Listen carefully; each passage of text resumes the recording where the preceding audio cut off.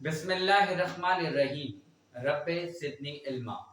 اے اللہ ہمارے علم میں اضافہ فرما۔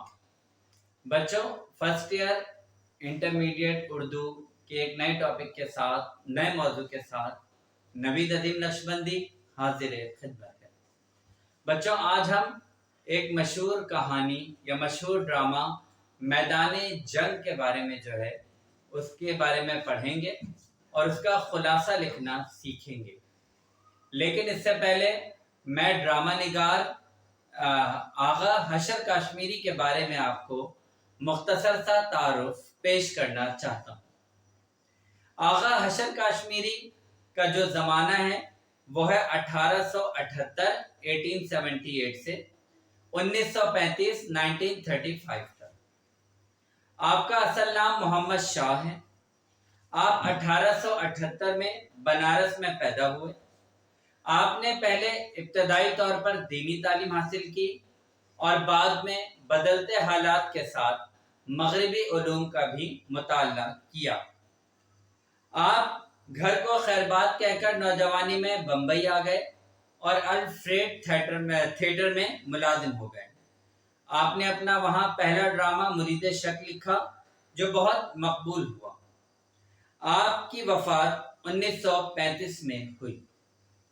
آپ کی تصانیف میں یعنی بکس میں آغا آفتاب محبت، مرید شک، دل کی پیاس، مار آستین، سفید خون، صید ہوس، رستم و سہراب اور یہودی کی لڑکی اور نیک پروین وغیرہ شامل ہیں۔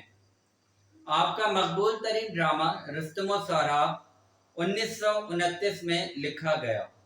آغا حشر کاشمیری کو اردو ڈرامے کا شیکسپیئر بھی کہا جاتا ہے۔ اب ہم بات کریں گے ڈرامہ میدان جنگ کی۔ ہم جانتے ہیں کہ رستم اور سہراب باپ اور بیٹے ہیں۔ رستم باپ کا نام ہے اور سہراب بیٹے کا نام ہے۔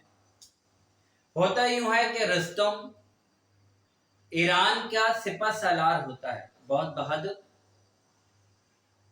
ایک دفعہ جب وہ توران جاتا ہے تو وہاں کے ایک شاہ کی، یوں کہہ لیں وہاں کے ایک نوبل شخص یا وہاں کے ایک شاہ کے پاس وہ کچھ وقت گزارتا ہے اور پھر اس کی بیٹی تہمینہ سے شادی کر لیتا ہے اور اس کے بعد واپس وہ ایران آ جاتا ہے۔ کچھ عرصے کے بعد تہمینہ کا بیٹا پیدا ہوتا ہے جس کا نام وہ سہراب رکھتی ہے۔ اچھا، رستم نے اپنی بیوی تہمینہ کو ایک مہرہ دیا ہوا ہوتا ہے، ایک تعویذ، اور کہا ہوتا ہے کہ اگر میرا بیٹا پیدا ہو تو اسے یہ تعویذ دے کر میرے پاس بھیج دینا۔ لیکن تہمینہ اس کی بیوی اپنے بیٹے کے جدائی کے خوف سے رستم کو یہ اطلاع نہیں دیتی اور رستم کو اس بات کا پتہ نہیں چلتا۔ آخرکار یہ ہوتا ہے کہ ایک طرف رستم ایرانی فوج کا سربراہ ہوتا ہے، دوسری طرف سہراب جوان ہو کر اپنی بہادری اور اپنی شجاعت کی وجہ سے تورانی یعنی توران کی فوج کا سربراہ یا سپہ سالار بن جاتا ہے۔ دونوں فوجوں کا آمنا سامنا ہوتا ہے۔ ایک دن کی جنگ ہوتی ہے جس میں رستم ہار رہا ہوتا ہے۔ آخر رستم اللہ کی بارگاہ میں دعا کرتا ہے اور اگلے دن وہ سہراب جب اس کے سامنے آتا ہے تو سہراب اسے یہ کہتا ہے کہ اے بوڑھے شخص، تو بہت زیادہ بہادر ہے، میرا دل نہیں چاہتا، کوئی غیبی آواز ہے جو مجھے تجھ سے جنگ کرنے سے روک رہی ہے، تو واپس چلا جا اور کسی جوان آدمی کو مجھ سے مقابلہ کرنے کے لیے بھیج دے۔ لیکن رستم دوسری طرف اپنے زور بازو پر تکبر اور غرور کر رہا ہوتا ہے، مطلب اپنی طاقت پر، اور وہ اس کا مقابلہ کرنا چاہتا ہے۔ سہراب بار بار اس سے پوچھتا ہے کہ کیا تیرا نام رستم ہے، لیکن رستم اسے یہ بات نہیں بتاتا۔ آخر دونوں کے درمیان جنگ ہوتی ہے جس میں رستم سہراب پر قابو پا لیتا ہے، اس کے سینے پر چڑھ کر بیٹھ جاتا ہے اور رستم یعنی باپ سہراب کے سینے میں خنجر گھونپ دیتا ہے، جس کی وجہ سے سہراب بالکل موت کے قریب ہو جاتا ہے۔ ایسی حالت میں سہراب کہتا ہے کہ اے شخص تو کہیں پہ بھاگ جا، کہیں چھپ جا، کیونکہ میرا بہادر باپ رستم اب تجھ سے بدلہ لے کر رہے گا۔ جب یہ بات رستم سنتا ہے تو وہ کہتا ہے تو کون ہے؟ تو وہ بتاتا ہے میں سہراب ہوں، رستم کا بیٹا۔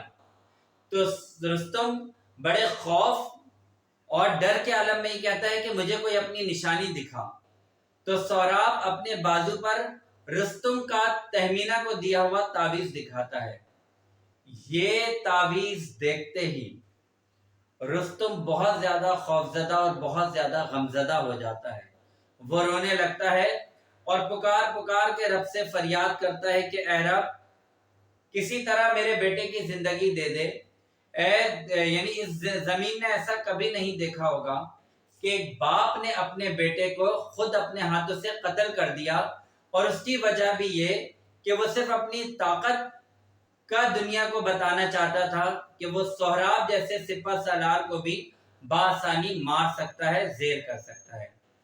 چنانچہ رستم سہراب کا سر اپنی گود میں لے کر بہت زیادہ روتا ہے، اللہ سے فریاد کرتا ہے اور اپنے غرور اور تکبر پر اللہ سے معافی مانگتا ہے۔